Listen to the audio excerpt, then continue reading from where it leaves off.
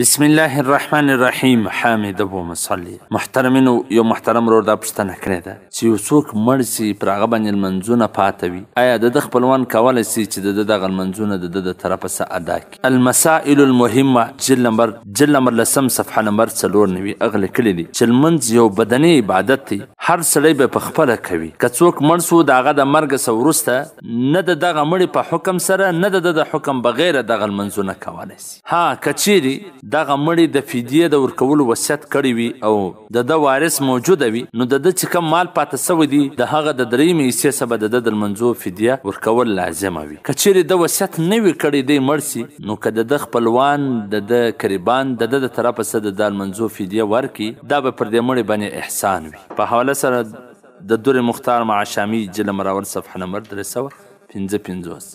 والسلام. ستاسو د دیني پوښتنو ځوابونکی مولوي عبدالرحمن سمین صاحب.